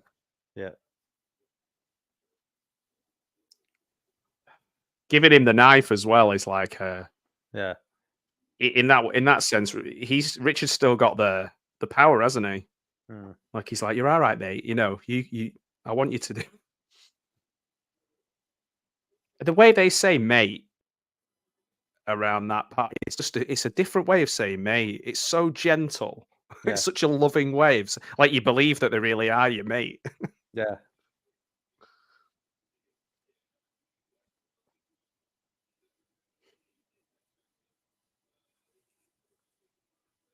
It's interesting. This guy's got a very small part to play in the film, but he's in the most pivotal part of the film. I've seen him in something else, but I can't for the life of me think what it is. Yeah, I was thinking that. I was trying to work out what he was. There's a film, Paddy Considine, in it, where it was going to break him in America. I think it's called In America. I think it was called In America. Yeah. He plays. Is it set in like the 60s? Is it or something? I think it's like. I'm not sure. Is he a Scouser who goes over to? No, I think he's Irish. Or a Scouse Irish. Oh, he's Irish. Right? I think he's Irish. I'm sure. I think he's Irish because I know the kids are Irish. I'm sure it's set in like the 50s or the 60s, or maybe. I don't think it's set modern day. I think it was during the time when a lot of people were going over, you know. Yes, yeah, like kind of not like ridiculously early, but it's like where you know how like New York's full of people celebrating St. Patrick's Day, isn't it? Like, yeah.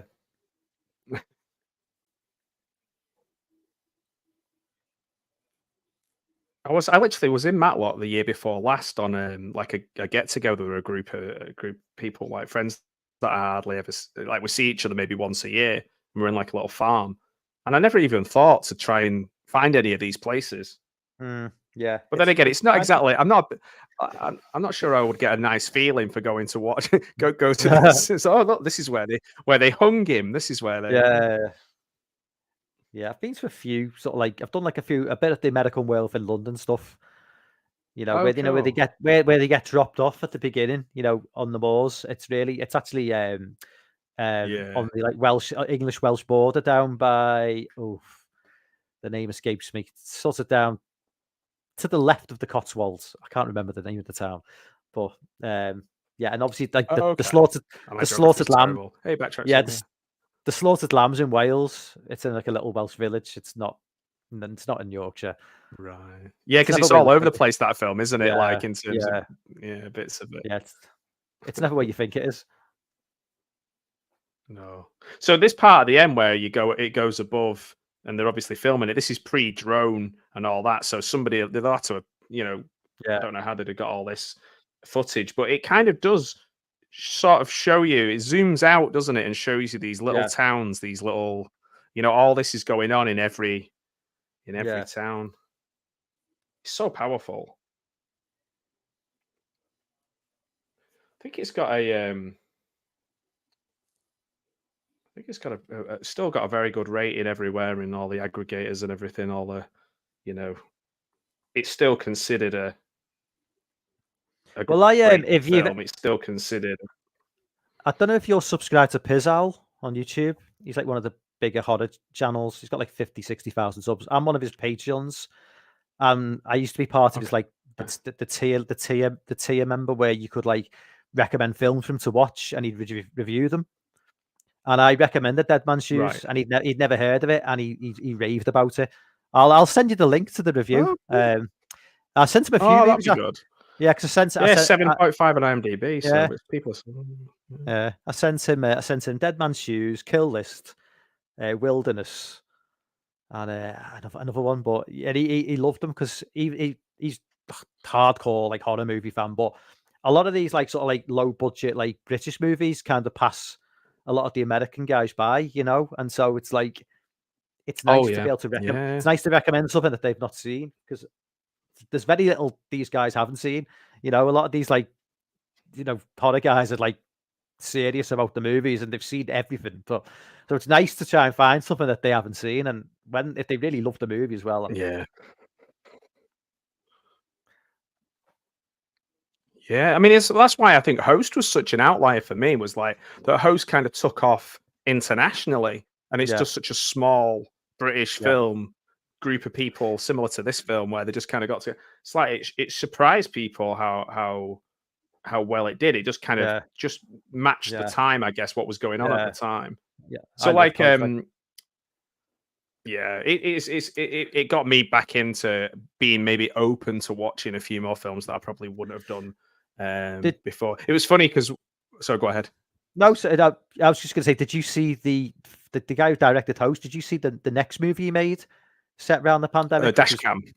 Fucking hated that movie. Oh, I hated that movie. Yeah, so terrible. When I interviewed, the whole reason I have this channel is because I interviewed Jed, who wrote both of those films, and when we were talking about Dashcam, obviously that main character, that girl, I said to him, it's really hard to get along with her as a character. Like she's really hard to get. Like you're almost challenging people to not like her.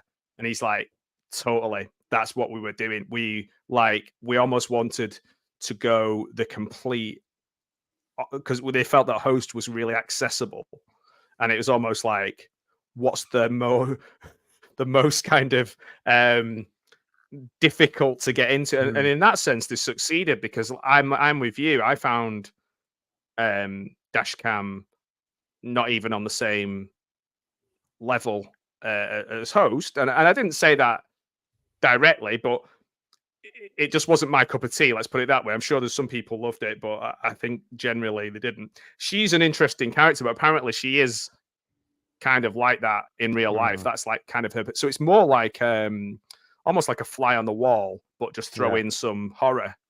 But yeah, it's interesting. It's an interesting one that to go with, because then Rob Savage has gone off to Hollywood and done The Boogeyman, which I haven't seen. The Stephen King. It's not. So I don't know. It's not good. No, it's not good. No, I heard it's quite slow. I don't think there was ever any hope for that film. Before, if you told me they're making The Boogeyman, a Stephen King adaptation, and it's like, I think this doesn't sound good. I mean, right. Yeah, it's on my list. I've not seen it yet, but I feel like that group of people, particularly like Jed Shepherd's talking very much at the moment about kind of almost like getting that British horror films and not and doing it on our kind of what's the word, from our perspective and not having to go over to the US. But he does a lot. He works with Sam Raimi a lot and he works with other people, but he's not going to move out to the US and kind of do like Ben Wheatley and make the Meg 2 or do these kind of things. So it's interesting to see how it goes. Like we've got Amicus coming back, we've got Hammer coming back, but still it's on such a level. I don't know, man. It's just difficult. But then my thing is they're making these films, making films, Dead Man's Shoes, Host or whatever, Scent Maud. People seem to really like Censor as well. They're making them, they're getting made. It's just maybe not getting as many made as should be. There's probably tons of creative people falling through the cracks. Yeah. I did like Censor. Which is a shame because... Yeah, I like Censor. I like 95% of Censor. I didn't get along with the end of it. Yeah, I thought the end of it was a bit silly for me, but I'd love the music at the end though. I liked it. The music at the end of Censor is fantastic because that was used in a field in England as well. Have you ever seen Field in England? Okay, that's Ben Wheatley. I haven't, but that's Ben Wheatley, isn't it? Yeah. There's a great scene in that movie, but that's with the same music they use in Censor. It's just. Do you know what's a bit weird as well? Talking about British film, that Toby Kebbell and Paddy Considine, they were both played the Joy Division manager. So like Toby Kebbell played him in Control, and Paddy Considine played him in 24 Hour Party People. They played the same character, Rob Gretton. That's so weird. But so that was his first film as well. I think Control's good. Yeah, it's sad, obviously, because it's a sad film. Well, it's about a sad situation, but sound like Elton John. But there's a lot of sadness in all of these kind of films because obviously they're based on real lives and a lot of sort of real life trauma. Like even at the end, I was just looking up then while we were chatting. I was looking for why it was dedicated to Martin Joseph Considine, and it was like because it was his dad and he passed away, and he'd said to Paddy he wanted him to work with Shane Meadows again. Like he thought it'd be a good idea. Like before he passed away, he was like, "I want you should work with him again." So that's really cool. So ultimately, do you think people, if they haven't, do you think this is my big question for you? I was thinking about this before because this is like nearly 20 years now. Has it aged? Has it dated, or does it still stand up for when me and you watched it for the first time, like back in 2006 or whatever? No, I don't think it's really dated. I mean, in the way that the sort of, a lot of films that really age for me are the ones where an overuse of technology of the time, be it mobile phones or computers and stuff. It's with apart from the minor use of mobile phone. It's very much based in set in like reality. There's some minor use of mobile phones. So this is a movie that really could have been made in 1984, 1994. You know what I mean? 2004, whatever. It apart from the haircuts changing and like some of the fashion and the cars, maybe it's something that can. It's just, and Richards is more. Yeah, Richards' haircut is kind of timeless, isn't it? Whereas the others stand out. The beanie hat and the Well, to be fair, I mean, if you look at movies, if you look at movies from the early 2000s to now, hairstyles haven't really changed that much. Hairstyles in the early 2000s look pretty much similar. But if you look back from the early 2000s to the early 80s, it's like night and day with the hairstyles. It's just totally different. And with the flares and everything, fashion hasn't really moved on much in the last 20 years either. So with the lack of technology and everything else, it's just because what I really dislike about a lot of these like late 90s, early to late 2000 movies is they feature so much with the particular phone at the time. If it's a flip phone or it's like a Nokia, or like the older, like big, and it's just like it's what really I really dislike about some of like the early Daniel Craig James Bond movies. It's like that at the time it would have been cutting edge. It might have been a cutting edge phone, but it kind of goes against now when you look at it. And also they were getting paid. They were getting paid to put them in the film as well. So they had to like, hey, check out my phone that I'm using. Like, So it's like in the older Bond films, the gadgets always look cool, no matter because they were always like completely out of people. The average man and woman on the street didn't have access to the gadgets that he was using. Whereas now you look back at like Casino Royale, and he's got like looks like a really crappy flip phone. But it's like because everybody's got a phone. With Brosnan as well, didn't it? When they really lent into the sort of branding and sponsorship of things, like whether it was cars and tech. It was more to do with like the brand than it was like that it was cool looking or like something amazing. You spot on with that. I suppose in a way, this is it just sits in that kind of timeless feeling. I think as well, because when someone comes out of the army, and a lot of army is like giving yourself over to a collective and not being an individual. So it's not like he's going to come out with a certain style of jewelry or haircut or clothing. I've got mates who left the army and like maybe 10 years later, you can still tell that they were in the army. Like they still walk the same, dress the same, look the same. just cause like it's just part of who you are. And that's kind of. What's your thoughts on have you take a movie like It Follows from like 2014 where they intentionally don't use any modern technology in a way. They use like they kind of set in this weird sort of like. I mean, that's a good universe where I think that's good though, isn't it? Yeah, because they've got like 50s TVs. They've got like more modern 80s cars or 90s cars. A girl kind of has like a sort of flip phone, got a Kindle device, which is totally out of place with everything else. So it could be 2014, it could be 1980.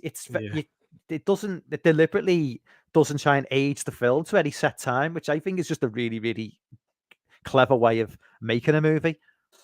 Don't overemphasize. I do. I agree. I think that's why you see so many things that they do throw it back to the 80s and 90s and stuff, because it is in a way, it's a kind of way of future proofing. But if you do want to make it completely timeless, maybe you take those things out and you don't give any reason or background or explain things away, or the internet's down that day or whatever it is, because I think film goers or like fans of films, we don't want every little thing explaining to us, or I certainly don't. Like I'm not asked if somebody tells me the 3 reasons why they can do this thing because this happened and this happened, and as long as it makes a little bit of sense, I'm happy to suspend disbelief as long as I'm having fun.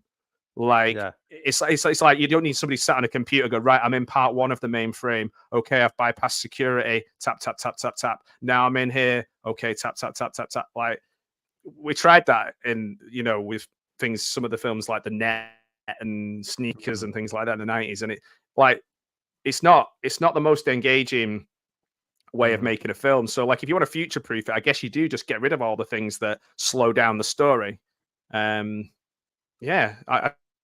totally agree with you. I hadn't thought about It Follows as an example of that, but it's been a while since I've seen that film, and I remember really liking it at the time, and I know there's a sequel coming up too.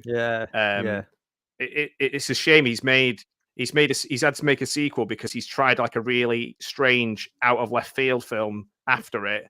I can't remember what it was called, which probably and nobody watched it, and he's gone, right, okay, I'm gonna go and make It Follows 2 or whatever. So I hope it's good. I hope it's good. It didn't need a sequel, I don't think, really. I think it's a perfect standalone film. But yeah, I guess we could say that about so many films, couldn't we? Like, there's a lot of times that there's directors like, look at John Carpenter's making Halloween, and he's probably thinking, I'm done. I'm never going to have to think about Michael Myers again a day in my life. And they're like, not so fast, my friend. 40 years later. Yeah. Yeah, it's like the Exorcist, or any of these things.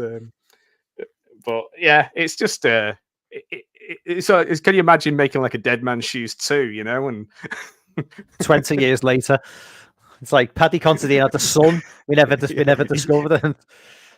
He's come to take revenge against Gary Stretcher's son or daughter. It's like, can you, oh man, there's so many shit things you could like. Yeah, it's like, yeah, it's but yeah, can you I imagine don't how think Shane Meadows will be doing that. it'd be something like his son's been getting cyberbullied online, and it's like it's just it'd just be Yeah. Oh man, do you know that back when I was like more classroom based? Speaking of kind of weird stalkery kind of revenge, there was always these videos we had to show the kids about like being safe online. yeah. I think I've seen And some it of was them on obviously, YouTube. oh, like, and they basically make it into like a real thing where they'd like print off, like the predator would print off a picture and then post it around the local park or whatever. Yeah. And I was just thinking, that actor who played that character, my word, like that's on your CV, isn't it? You know what I mean? Yeah. Yeah. I've seen reaction videos to some of those Oh, geez. sort of educational videos. It's just like, And they played it up. He's big. It's like how old are you? Like that. It's Yeah. like proper, pantomime villain time. Oh my word. The kids are just rolling their eyes at you watching it. yeah. But yeah, you have to do it. So people, I really enjoyed that, Mike. I thought I was really good fun chatting about that and just films around Likewise. that time as well. Yeah. Thanks for doing it. I really appreciate it. We'll have to choose some more if I ever get around to watching This Is England. Yeah. But like, to be fair, there's so many in his. It doesn't have to be Shane Meadows. We can watch any film, but I recommend A Room for Romeo. Brass is one that people maybe haven't seen that much. Ladonkin Scorsese has funny ones. Summer's Town. Bob Hoskins is great in 24/7 as well. So yeah, if people haven't seen it and maybe they want to watch it with us or go back and watch it from the beginning or just watch it in your own time, let us know in the comments and on Mike's channel, my channel. Check out Mike's channel. I'm pretty sure I put a link in the thing that this is streaming on both of our channels as well. So make sure everybody likes, shares, and all that good stuff. Yeah, if you're on Matt's channel, subscribe down below. Thanks, man. I appreciate that. Yeah, it's good. It's I don't think many people have been streaming Dead Man's Shoes. It's like I said, we're coming up to 20 years now. And for me, it feels like quite a fresh film. Still a fresh film to talk about. As it says on here, it was is it Empire magazine? Yeah, I can't read it. My eyesight's not good enough. It said at the time said Britain's greatest living filmmaker. I don't know whether somebody's overtaken him, but yeah, with the energy of early Scorsese, it says, "Oh, okay, right." So thanks, Mike. And is anything, any other recommendations you want people to check out? Anything going on that you want people to check out? Your channel, other people's channels, videos, films, things I should watch. I think I mentioned quite a few movies during the stream. So yeah, definitely London to Brighton. Yeah. For anybody in the chat watching, Kill List, Bull. Bull definitely is just like brutal, and it's if you like gore, you like revenge movies, then definitely check out Bull. Oh, the Sean Bean one that you mentioned as well. Oh yeah, Outlaw from 2007. It's lightweight compared to some of the movies we discussed, but it's a fun little 90-minute sort of action revenge style flick, not to be taken too seriously, but it's good fun. That's about it. I'd recommend, like say, for some reason it popped into my head, Night Train Murders. I think it is, like say, it's free. I think Russell said earlier it's free on YouTube. It's a bit hard going in places, but it's a good revenge film. It's better. I think it's better. I prefer it to Last House on the Left, and it was around that time where nearly every other film was a kind of version of Last House on the Left. But yeah, it's a good one to check out. Revenge film wise, maybe I'll go back and watch Get Carter as well because I haven't seen it for so long. The Limey was one I was thinking about too with Terence Stamp. I Yeah, haven't seen that for a long time. That's a decent movie. Yeah, he's good in that. So I was just thinking about Terence Stamp, how this is completely digressing, but when he pops up in Star Wars, you can see the moment where he's like, "Oh man, I'm done with this." Like he's about halfway through in some of the stuff he has to say in the Star Wars, and you can see Terence Stamp just checking out. One thing, he's like, I think he's thinking. The one thing about the Limey that like really pissed me off a little bit is he doesn't really give off a very convincing like Cockney accent. He's meant to be like this East End gangster. And I went on his Wikipedia page and it said born Bethnal Green. I was like, too much time in the US, maybe. And he can't do a Cockney accent. I was like, okay. Yeah, he must have lost it. I suppose it's a bit like your man from what's he called? Clockwork Orange, isn't it? You know, his his voice has gone all over the place. Like he's super posh and then super. Yeah. We'll maybe do that one day. We'll do Clockwork Orange. All right, guys. Well, thanks for watching, everybody, and I think we've said it all. We've even made some recommendations for you. So...